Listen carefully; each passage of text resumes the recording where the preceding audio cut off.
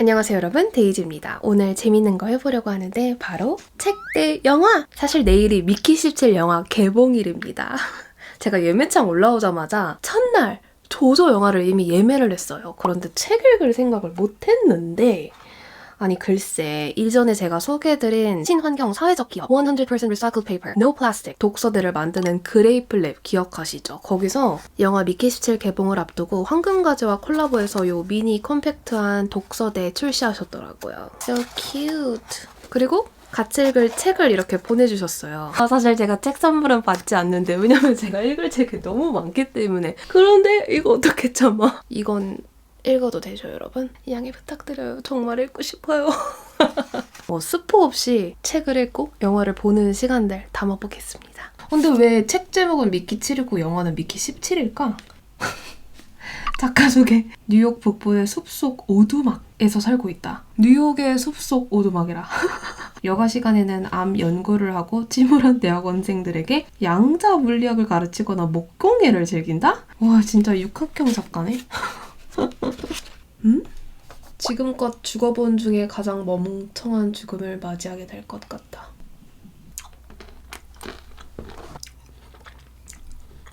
저 지금 다이어트 몇 일 차지? 하여튼 2주 차거든요. 근데 주말에 부모님 집 가서 고삐 불릴 것 같은 느낌? 그리고 내일 영화관 가는데 평소 저는 가장 큰 사이즈를 혼자 먹어요. 어니언 카라멜 반반 해가지고 혼자 다 먹는데 1000칼로리네요? 나가서 독서하려고요. 미키7 제 이북리더기 이름이랑 너무 비슷해가지고 마스7 계속 마스7 하는 거예요. 빨리 날 좀 풀려서 숲속에서 바닷가에서 책 읽고 싶어요.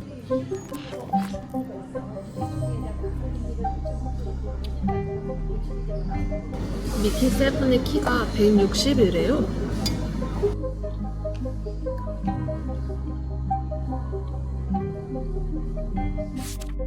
Hey 미키, hey 미키, hey 미키 뭐 이런 노래 있지 않았나? 왜 여러분 어릴 때 그런 생각 종종 하지 않아요? 내가 한 명 더 있어서 공부 나눠서 하고 싶다. 근데 그런 걸 왜 바랄까? 물리적인 시간의 제약을 받기 싫은 거겠죠? 하고 싶은 게 너무 많다. 또는 현재 하는 게 너무 많아서 좀 해방되고 싶어서. 그런데 컨트롤 타워가 한 명이 있는 게 아니라 다 똑같은 나라면 다 개개인이 다 놀고 싶을 거 아니에요, 그러면. 영화가 미키 17인 거 보면 미키 1, 2, 3부터 해서 17까지 히스토리가 있는 거겠죠? 뭔가 영화는 조금 더 극적으로 표현되어야 하니까 17로 했지 않았을까. 그리고 1시간이 지난 것 같아. 여전히 이렇게 둘이 누워 있습니다.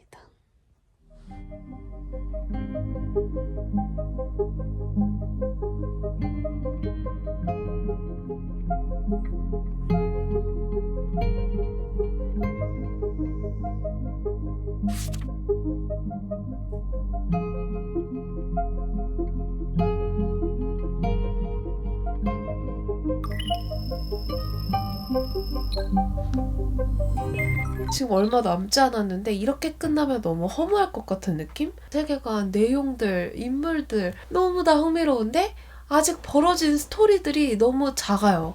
그리고 전혀 어렵지 않아요.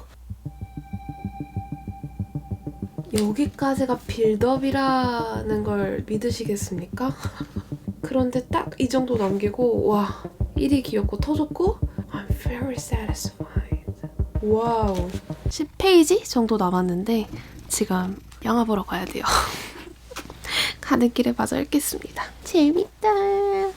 진짜 영화 직전에 책 읽는 거 처음 경험해보는 건데 재밌네요. 더 크게 와닿을 것 같아요. 머릿속으로 상상하던 것들이 바로 시각적으로 보여진다면. 또 책이 아무래도 훨씬 방대한 세계관을 지니고 있을 거 아니에요. 그래서 부분적으로나마 더 알고 있다는 뿌듯함에 은밀한 미소를 마음껏 짓고 오겠습니다. I'm done!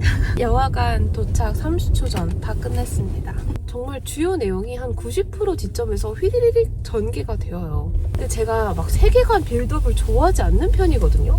그런데 이 미키칠의 세계관만큼은 와, 너무 재밌었다. 왜냐면 진짜 무슨 역사학자처럼 어떻게 지구에서 개척민들이 생겨났고 어떤 행성은 왜 성공했고 왜 실패했는지 그런 이야기들을 계속 들려주는 것 같아서 너무 재밌었습니다. 과연 영화는 어떨지 지금 바로 영화관에 들어가 보겠습니다.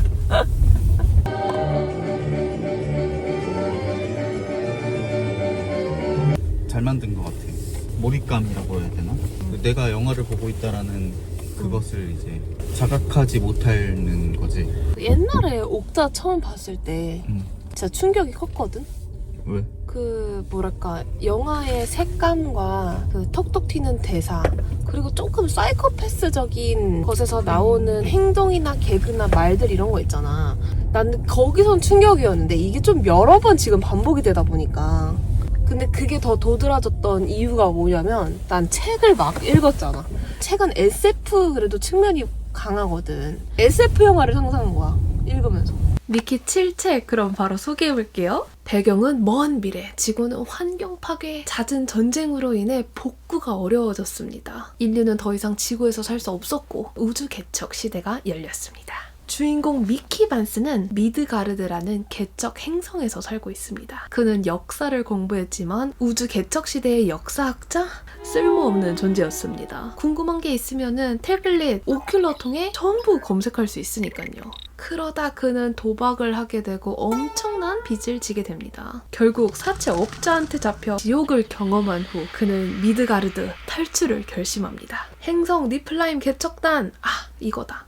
지원해야겠다. 하지만 기술도 체력도 전문성도 없는 우리의 미키는 모든 포지션에서 탈락하게 됩니다. 그런데 경쟁이 아예 필요 없던 포지션이 딱 하나 있었으니 그게 바로 익스펜더블. 참고로 이 포지션은 범죄자들을 강제로 징집해야 하나 고민할 정도로 아예 지원자가 없었습니다. 지원자 빵. 미키. 익스펜더블이 도대체 뭔데? 개척단에 단 한 명만 존재할 수 있는 소모품 인간입니다. 고급 인력, 비싼 기계에게 맡기기에는 너무 위험한 임무를 이 익스펜더블한테 맡긴 후 사망하면 우주선 내 바이오 프린터를 통해 다시 태어납니다. 새롭게 프린트되는 신체는 우주선 출발 직전 등록했던 신체 정보 그리고 매주 등록하는 기억 데이터를 기반으로 생성됩니다. 익스펜더블은 죽어도 다시 태어날 수 있으나 어쨌든 인간이기 때문에 죽는 순간의 고통은 실제와 다를 바 없이 똑같이 겪어야 합니다. 그러면 아무래도 이 개척 임무라는 게 워낙 위험하니까 익스펜더블로 잔뜩 채우면 되지 않을까? 과거에 이 기술을 개발한 미친 과학자가 본인을 무한 복제하여 한 행성을 무단 점령하려고 한 사건이 있었거든요. 이 사건 이후 개척 담당 익스펜더블은 한 명만 존재하는 것으로 규정하였습니다. 여튼 우리의 미키는 매우 쉽게 그 사채업자의 고문을 피하기 위해 이 어마무시한 익스펜더블이 되어 니플라임 행성으로 떠납니다. 시간이 한 6년 정도 흘러요. 그간 미키 1, 미키 2, 미키 3 쭉쭉쭉쭉 치명적인 바이러스 백신 개발을 위해 죽거나 방사선을 쐬면서 우주선을 고치다가 죽거나 그렇게 희생하며 행성에 잘 도착했고 어느덧 미키 7이 되었습니다. 그리고 우리 미키는 연애도 합니다. 여자친구 나샤가 묻습니다. 죽는 건 어떤 기분이야? 태어나는 거랑 같은데 순서가 반대야. 그리고 이 몸이 영원히 살 수 있다고 믿더라도 꼭 그래야 하는 상황이 아니라면 죽고 싶지 않아. 고통스럽거든. 미키는 답합니다. 여튼 이 새로운 행성 니플하임, 이 개척단의 캡틴 마셜은 우리의 미키치를 자꾸 위험한 정찰 임무에 보냅니다. 그리고 임무 도중 미키7은 동굴 아래로 추락합니다. 동료가 떨어진 미키7을 보더니 그냥 죽고 다시 태어나렴 냉정하게 그를 떠납니다. 미키7은 죽음에 대해 생각하며 동굴 속을 헤매다가 외계 생물을 맞닥뜨립니다. 크리플이라고 하는 외계 생물체. 거미와 지네가 합쳐진 비주얼?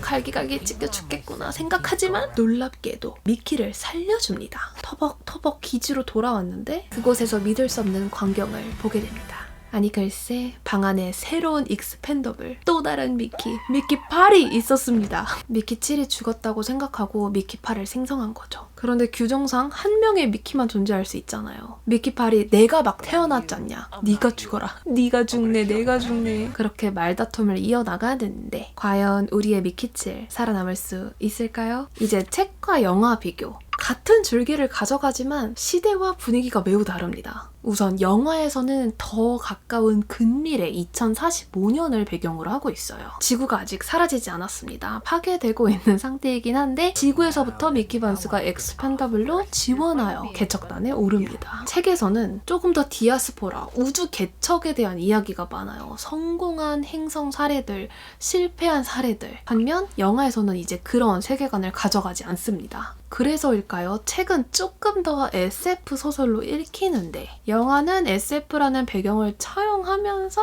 봉준호 감독님 특유의 그로테스크함, 블랙 코미디, 풍자적인 그런 코믹 메시지가 더 강렬하다. 캐릭터의 차이도 큽니다. 우선 책을 보자면 7번째 미키, 영화 속 미키 17보다는 상대적으로 활기차고 막 사이다 발언도 빵빵 터뜨리는 인물이거든요. 그러나 영화 속 미키 17은 이미 지쳤습니다. 반복되는 무의미한 죽음은 그를 피폐하게 만들었고 점점 무기력해졌죠. 같은 캐릭터이지만 정신적 소모도라든지 성격에서 확연한 차이를 보인다. 또 제일 큰 차이를 보였던 인물은 바로 악역입니다. 책 속의 개척단 캡틴인 마셜은 현실적이고 냉정하다? 자신의 종교관과 맞지 않음에도 나탈리스트, 신체마다 영혼이 하나 있다고 믿어 신체가 죽으면 영혼도 죽는 거야. 그렇기 때문에 바이오 프린팅된 신체에 백업된 인격을 심어 만든 존재는 영혼 없는 혐오스러운 괴물로 바라봅니다. 그렇게 본인 종교관과 맞지 않음에도 익스펜더블인 미키를 적극 활용합니다. 그가 진정으로 바라는 것은 니플하임 개척의 성공, 그리고 이를 이루기 위해 익스펜더블을 포함한 자원을 효율적으로 사용하는 리더입니다. 물론 그런 철저한 합리성 그리고 그런 종교관이 좀 무섭게 다가올 수 있죠. 하지만 영화 속 마셜은 완전 다른 방향의 인물입니다. 사치, 허영심, 멍청함 가득 찬 부부예요. 참고로 영화와 확정은 2022년이었다고 합니다. 누구들을 많이 닮았다고 하는데 그것은 오해다. 그리고 이 악역의 설정이 영화와 책이 전하려는 메시지에서 큰 차이를 보여주긴 합니다. 마지막으로 또 가장 큰 차이점? 바로 결말. 클라이맥스와 결말이 그냥 아예 다르게 각색되었습니다. 저는 아무래도 원작을 읽고 그 결말을 예상하며 영화를 봤는데 웬걸? 되려 뒤통수 맞는 급으로 너무 다른 이야기여서 오히려 신선하고 또 즐거웠다? 그런데 어떤 결말이 더 좋았는가 물어보신다면 저는 책.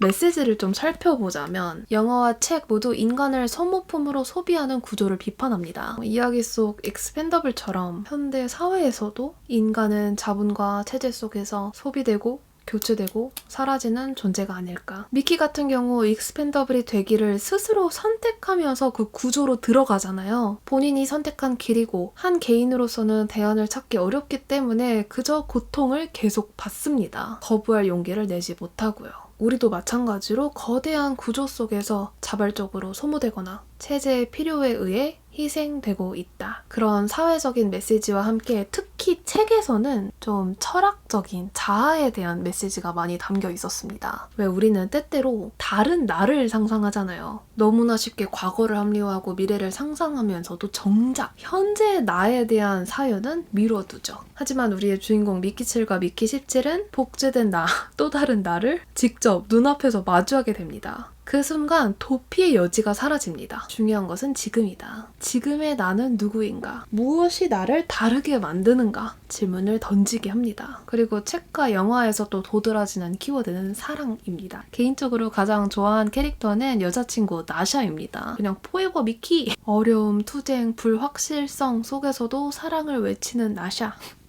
너무 강인하고 섹시하다. 모든 것이 무너진 곳에서도 심연의 가장자리에서도 나를 지지해줄 한 사람이 있다면 다시 일어설 수 있다. 마지막으로 book vs movie 어떤 것이 더 재밌었는가? 책은 우선 아까 말씀드렸듯이 세계관이 방대합니다. 미키7이 들려주는 본인의 미키 1, 2, 3 등 과거, 이 디아스포라의 세계관, 이 내용이 거의 한 85%를 차지해요. 그런 다음 본격적으로 현 시점의 이야기를 들려줍니다. 그래도 스토리텔링 형식 덕분인지 그 독창적인 세계관 때문인지 너무 즐겁게 읽었습니다.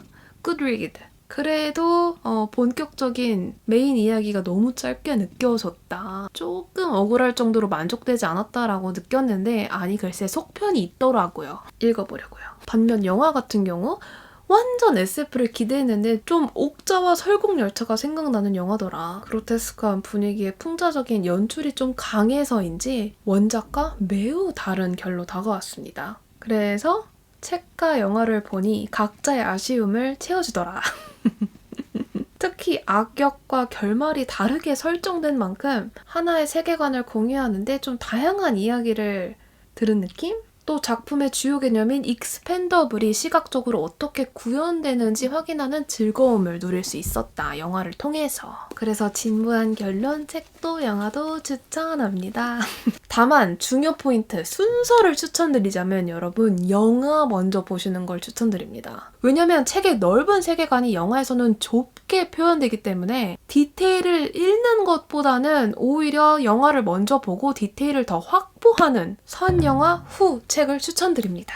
영상미, 음악미를 느끼면서 영화를 즐기고 그 흐름을 파악한 뒤 책을 통해 미키의 번뇌 그리고 SF적인 디테일, 즐거움을 챙기시는 걸 추천드립니다. 여러분은 책 미키7 그리고 영화 미키17 어떻게 읽고 보셨을지 너무 궁금합니다. 그리고 그레이프랩에서 저희 구독자 7분에게 이 G스탠드 미니북 미키7 시리즈 선물해 주시기로 했습니다. 이벤트에 참여하고 싶으신 분은 댓글 내에 우주인 이모지 달아주세요.